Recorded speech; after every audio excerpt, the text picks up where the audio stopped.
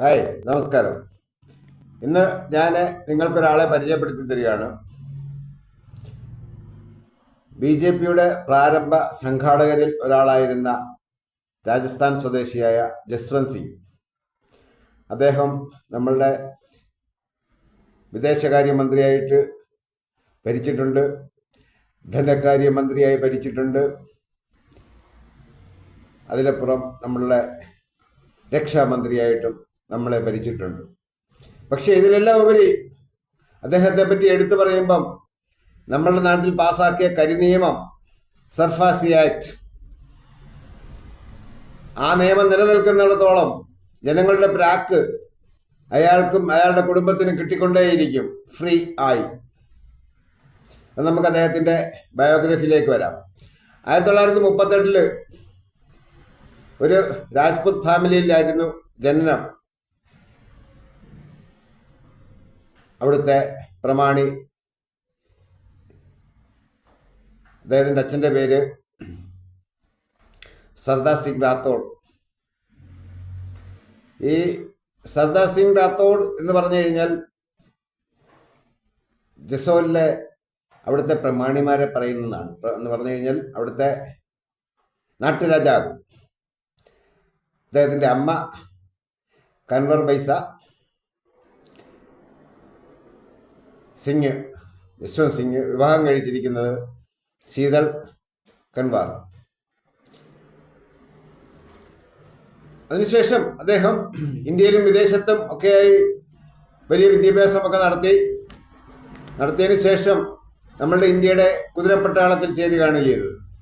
അവിടുന്ന് മേജറായി 1960 കാലഘട്ടത്തിൽ പ്രവർത്തിച്ച അദ്ദേഹം അതിനുശേഷം നേരെ BJPയിലേക്ക് വന്നു ചേരുകയാണ് ഉണ്ടായത്. വെറുതെ ഒരു സ്വയം സേവകനായിട്ടൊന്നും അല്ല അദ്ദേഹം വന്നത്. നമ്മളുടെ മോദി സമയാസമയം വിളിച്ചു പറയാറുണ്ട് അദ്ദേഹം ഒരു സ്വയം സേവകനാണെന്ന്. പക്ഷേ നമ്മുടെ ജസ്വന്ത് സിംഗ് അത്തരം സ്വയം സേവകനൊന്നും ആയിരുന്നില്ല. 1980 മുതൽ 2014 വരെ ലോക്സഭ, രാജ്യസഭ MP-മാരായി തുടർന്ന അദ്ദേഹം അധികാരം തലയ്ക്ക് പിടിച്ച ഒരു നാട്ടുരാജാവ് തന്നെയായിരുന്നു. അത് അദ്ദേഹത്തിന്റെ പ്രവൃത്തികളിൽ നമുക്ക് ബോധ്യപ്പെടുന്നതാണ്. 2012 അദ്ദേഹം ഉപരാഷ്ട്രപതി സ്ഥാനത്തേക്ക് NDA സ്ഥാനാർത്ഥിയായിട്ട് മത്സരിച്ചു. പക്ഷേ 60.80% വോട്ടോടുകൂടി നമ്മുടെ പ്രണബ് മുഖർജിയാണ് കോൺഗ്രസിന്റെ ഉപരാഷ്ട്രപതിയായി തെരഞ്ഞെടുക്കപ്പെട്ടത്. നമുക്കറിയേണ്ട കാര്യം, അദ്ദേഹം ഫൈനാൻസ് മിനിസ്റ്റർ ആയിട്ടിരുന്ന സമയത്താണ് നമ്മളുടെ വാല്യൂ ആഡഡ് ടാക്സ്, VAT കൊണ്ടുവന്നത്. അതേ വ്യക്തി തന്നെയാണ് ഈ സർഫാസി ആക്ട് അക്കാലത്ത് കൊണ്ടുവന്നത്. അപ്പൊ നമുക്ക് എടുത്തു പറയേണ്ട വേറൊരു വിഷയമുണ്ട്. ഇത് BJPയുടെ ഭരണകാലമാണ്. അന്നും BJPയുടെ ഭരണകാലത്താണ് ഈ നവീകരണ ടാക്സ് പ്രവർത്തികൾ കൊണ്ടുവന്നത്. 2014 മോദി സർക്കാർ ഭരണത്തിൽ വന്നതിന് ശേഷം അവർ കൊണ്ടുവന്ന നോട്ട് നിരോധനവും അതുപോലെ GST, ഇതൊന്നും ഇന്ത്യൻ ജനത ഒരു കാലത്തും മറക്കില്ല. നമ്മൾ എടുത്തു പറയേണ്ട കാര്യം, VAT കൊണ്ടുവന്നതും ഇവരാണ്. അതിനുശേഷം ഈ സർഫാസി ആക്ട് കൊണ്ടുവന്നതും ഇവരാണ്.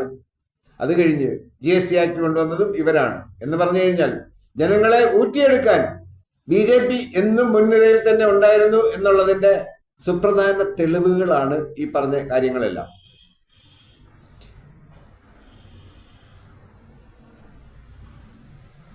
ഉപരാഷ്ട്രപതി സ്ഥാനത്ത് മത്സരിച്ച് തോറ്റതിന് ശേഷം നമ്മളുടെ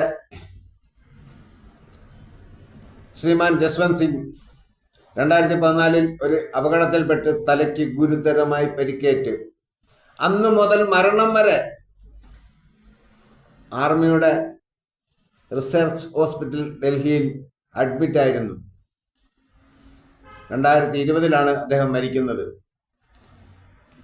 ഞാൻ എൻ്റെ ഭാഷയിൽ പറഞ്ഞാൽ ജനങ്ങളുടെ ഇത്രയധികം പ്രാക്ക് കേട്ടിട്ടുള്ള, ഇന്നും കേട്ടുകൊണ്ടിരിക്കുന്ന, അയാളുടെ കുടുംബം നിലനിൽക്കുന്നിടത്തോളം കാലം കേട്ടുകൊണ്ടിരിക്കുമെന്ന് ഉറപ്പുള്ള വേറൊരു വ്യക്തിയും BJP-യിൽ നിന്ന് എനിക്ക് കണ്ടെത്താൻ കഴിഞ്ഞിട്ടില്ല. ഈ സർഫാസി ആക്ടും GSTയും ഒക്കെ നിലനിൽക്കുന്നിടത്തോളം കാലം ഇയാളെ ജനം ഇങ്ങനെ പ്രായിക്കൊണ്ടേയിരിക്കും. ഓരോ ദുരിതകാലത്തും ജനങ്ങൾ പ്രാകുന്നത് ആ നിയമമുണ്ടാക്കിയ, കരിനിയമമുണ്ടാക്കിയ ഈ മഹാനെ ആയിരിക്കും അനുസ്മരിക്കുക. പലർക്കും, അടിമകൾക്ക് ഇഷ്ടപ്പെടില്ല. ഇതെല്ലാം ചെയ്യിച്ചത് നമ്മളുടെ BJP ആണ്. നല്ലത്. എല്ലാം അനുഭവിച്ചുകൊണ്ടേയിരുന്നാലും നിങ്ങൾ വീണ്ടും അവരെ സപ്പോർട്ട് ചെയ്തുകൊണ്ടേയിരിക്കണം. അതാണ് അടിമത്വം. അപ്പം എല്ലാ അടിമകൾക്കും ഒരു സലാം പറഞ്ഞുകൊണ്ട് ഞാൻ നിർത്തുവാണ്.